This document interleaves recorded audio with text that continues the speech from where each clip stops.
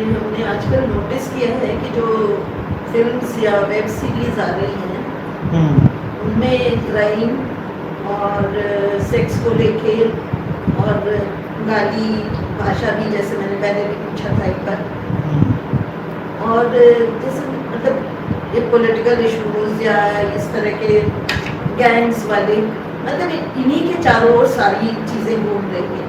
तो most of the मतलब the new movies which are coming are based on this, जो कि India का एक सेक्शन को रिप्रेजेंट केवल कर सकती है। पूरे इंडिया में इतनी वैरायटी है, लेकिन सारा आजकल फोकस इन्हीं तरह की मूवीज में, ड्रग्स है, माफिया है, इस तरह की धोखेबाजी है, रिवेंज है, इन सब को लेके ही चल रहा है। और इसके बारे में देखिए, मुझे लगता है कि ये भी एक किस्म की कंस्पिरेसी है। कोई चीज़ नॉर्मल नहीं होती कि हर चीज़ हम समझें कि जो बिल्कुल नॉर्मल चल रही है। हमको देखना ये पड़ेगा कि जो हमारे देश में तमाम चीज़ें हो रही हैं उनमें बहुत सारा षड्यंत्र भी शामिल है कि जो संस्कृति है उस संस्कृति को कैसे नष्ट किया जाए, और मीडिया के माध्यम से कैसे ऐसी चीज़ें हम डालें कि जो युवा है, जो बच्चे हैं, वो किसी और ढंग से सोचने समझने लग जाएं। तो बहुत सारा ये जो मसला है ना, ये इतना सीधा नहीं है जितना सीधा हमको दिखाई देता है। इसके पीछे बहुत सारी ताकतें भी शामिल हैं, तो वो भी अपना काम कर रही हैं, मुझे लगता है। तो इसको देखने का एक ढंग ये भी डेवलप करना चाहिए कि भाई जो आ रहा है उसके लिए परिवार में लोग अपना एक फ़िल्टर डेवलप करें, उनकी अपनी एक जो सेंसरशिप है फैमिली की वो आए। क्योंकि अब ये जितना प्लेटफॉर्म देखिए हो गया है इंटरनेट का, तो वो प्लेटफॉर्म सेंसरशिप से फ्री हो गया है। तो उस सेंसरशिप से फ्री हो जाने की वजह से क्या हुआ है कि वो कुछ भी दिखा रहे हैं जो उनको दिखाना है, और भारतीय संस्कृति को किसी न किसी तरह से तोड़ने वाला या उसको नष्ट करने वाला जो काम है वो कर रहे हैं। और मुझे इसमें कोई संशय नहीं है कि ये षड्यंत्र नहीं है, ये बहुत बड़ी कंस्पिरेसी है, सामान्य बात नहीं है। इसको बहुत ही गंभीरता से देखने की ज़रूरत है। अब इस षड्यंत्र में, इस कंस्पिरेसी में कौन लोग शामिल हैं ये कहना थोड़ा मुश्किल है। कौन लोग शामिल हैं ये हम खोज सकते हैं, शोध का विषय हो सकता है, लेकिन ये बात तय है कि कुछ लोग हैं जो इस षड्यंत्र के हिस्से हैं, और ये जानबूझकर किया जा रहा है ताकि एक देश का जो पूरा का पूरा वातावरण है वो खराब किया जा सके।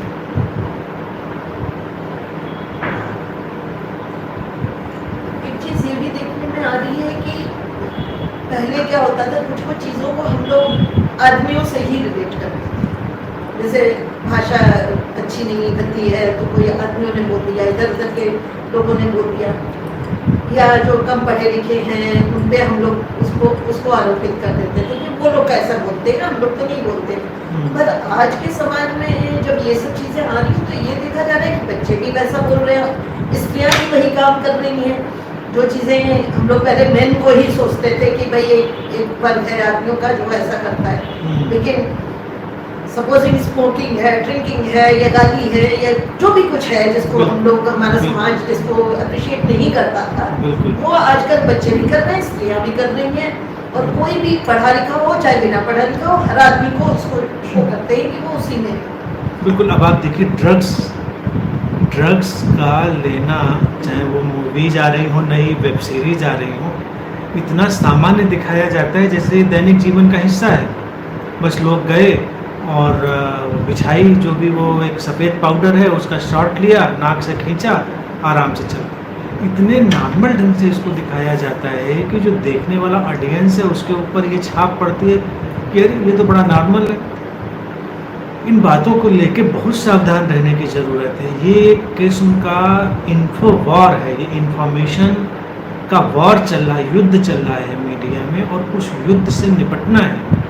और हमको क्या कोशिश करनी है, अब देखिए वेब सीरीज हो या फिल्में हो, वो तो बड़ा प्लेटफॉर्म है, लोगों के पास शक्ति है, संसाधन है, उनके ग्रुप हैं, लेकिन फिर भी आज हमारे पास सोशल मीडिया का प्लेटफॉर्म मिला हुआ है। तो सोशल मीडिया का प्लेटफॉर्म यूज करते हुए, उपयोग करते हुए जो बहुत सारे लोग हैं उनको सकारात्मक सृजनात्मक काम करने चाहिए, और उनको वो चीज़ें भी लानी चाहिए जो समाज में एक सकारात्मक परिवर्तन लाएं, क्योंकि ये युद्ध रुकने वाला नहीं है। उन प्लेटफॉर्म्स को रोका जा सकना संभव नहीं है। हम अगर उनकी आलोचना भी करते हैं तो उससे कोई फ़र्क नहीं पड़ता, वो तो अपना वही काम करेंगे जो उनको करना है। तो अगर उनको रोकना है तो इस छोटी लकीर के सामने एक बड़ी लकीर खींचनी पड़ेगी। ये एक इन्फो वॉर है। इस वॉर में हर इंसान को जागरूक होना पड़ेगा, नहीं तो मैं समझता हूँ कभी बहुत देर भी हो सकती है। इतना ज़्यादा डिटोरिएशन हो सकता है कि फिर उसको संभालना भी कई बार मुश्किल हो सकता है। ये जो आप कह रहे हैं, लेकिन क्या होता है कि जो हमको प्रोवाइड किया जा रहा है, जो हमारे सामने, मतलब स्पेशली आज के दिन में जब हम बाहर नहीं निकल पा रहे हैं, तो हम सोशल प्लेटफॉर्म्स जो नेट पे अवेलेबल हैं उन्हीं का यूज़ कर रहे हैं, और उन्हीं पे चाहे अपना एंटरटेनमेंट हो, चाहे ऑफिस का काम हो, चाहे जो भी कुछ हो, सोशल मीटिंग्स हैं या जो भी। तो हो क्या रहा है कि इनकी ज़रूरत भी उतनी ही है, इम्पोर्टेंस भी है, लेकिन इसी पे इतना ऐसा माहौल बना हुआ है कि जो कि आज के अगर आप इंडिविजुअल घरों में जाएं तो वो वैसा नहीं है। ऐसा थोड़ी नहीं, सबके यहाँ ऐसा है, लेकिन दिखाया ऐसा जा रहा है जैसे जैसे आपने अभी कहा कि वो बड़ा कॉमन सा दिखाया जा रहा है कि this is like an everyday affair. तो ये मतलब लोगों के मन पे बहुत वैसा असर भी डाल सकता है, मुझे लगता है। बिल्कुल खतरनाक तो है, खतरनाक है, असर पड़ भी रहा है, क्योंकि जो करने वाले हैं वो बहुत शातिर हैं, वो जानते हैं इस सारी चीज़ को, असर पड़ रहा है। लेकिन मेरा कहना है कि अब ये जो युद्ध है, ऐसा युद्ध शुरू हुआ है कि जिसमें आप उनको तो रोकने जा नहीं सकते। आपको अपने परिवारों में बदलाव लाना पड़ेगा, आपको अपने देखने, सुनने, समझने के जो तौर तरीके हैं वो बदलने पड़ेंगे। नहीं बदलेंगे तो आप मुश्किल में पड़ेंगे।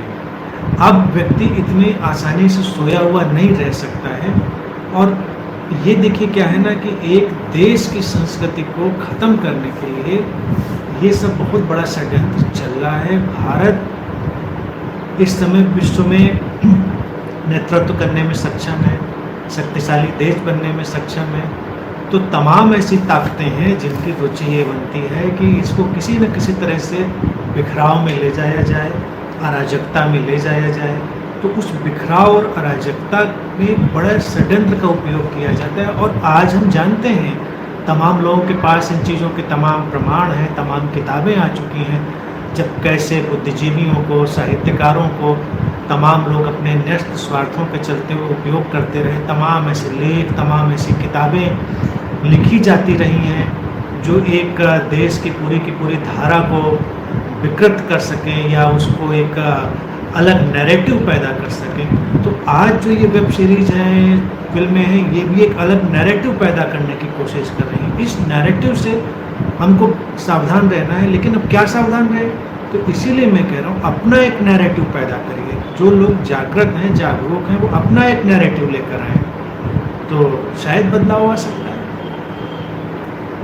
इसी से संबंधित एक बात और ध्यान में आ रही है कि वे लोग इसको इम्प्लीमेंट कैसे करते हैं। तो मैंने देखा है कि किसी चीज़ के हमेशा आदमी फ्री जो कुछ मिलता है उसमें भी बड़ा उसमें इंटरेस्ट लेता है कि अच्छा इस चीज़ के साथ ये चीज़ फ्री है।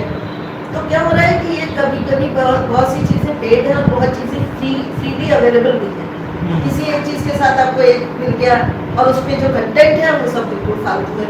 तो मिला तो फ्री में है, लेकिन है तो बिल्कुल बेकार, उसमें तो देखने लायक कुछ ही नहीं। बिल्कुल ये मैंने देखा मार्केटिंग का एक बड़ा बढ़िया तरीका है कि अपनी चीज़ को मतलब दूसरों तक पहुंचाने का, कि इसको फ्री अवेलेबल करा दो किसी चीज़ के साथ। ये सब तो है। ये फ्री में लेने की जो आदत है ये छोड़नी पड़ेगी इस देश को। और इस देश को तो फ्री में लेने की ऐसी ही आदत पड़ चुकी है, कहीं भंडारा चल रहा हो तो फ्री खाने के लिए तैयार है, फ्री का सत्संग चल रहा हो तो सत्संग करने के लिए तैयार है, फ्री का चैनल मिले तो वो देखने के लिए तैयार है। वही आजकल हो रहा है, फ्री का ऐप मिल रहा है, फ्री की आपको सीरीज़ मिल रही है। हम लेकिन ये नहीं देखते फ्री के नाम पर हम कितना जहर अपने अंदर डालने वाले हैं। फ्री के नाम पर, मुफ्त के नाम पर हम कितना अपने अंदर बिखराव पैदा करने वाले हैं।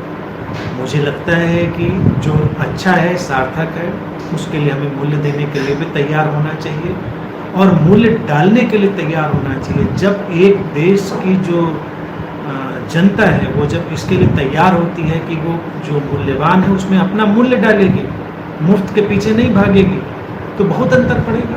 भाई देखिए, अंग्रेज़ों ने हुकूमत करी इस देश में, या और जो आक्रांता आए, उन्होंने सबसे जो खतरनाक काम क्या किया, वो यही किया, कुछ लोगों को पाल लिया, कुछ लोगों को उन्होंने बहुत सारी सुविधाएं मुफ्त में दे दी। उन सुविधाओं को मुफ्त में लेने की वजह से उन्होंने कितने कितने षड्यंत्र कर डाले, कितनी कितनी जो योजनाएं थी वो उनकी बन जाने दी और देश को बिखर जाने दिया, टूट जाने दिया। तो उसी अवधारणा का उपयोग करके आजकल भी षड्यंत्र किया जाता है मुफ्त का, तो मुफ्त से बचना अनिवार्य है, मैं समझता हूँ।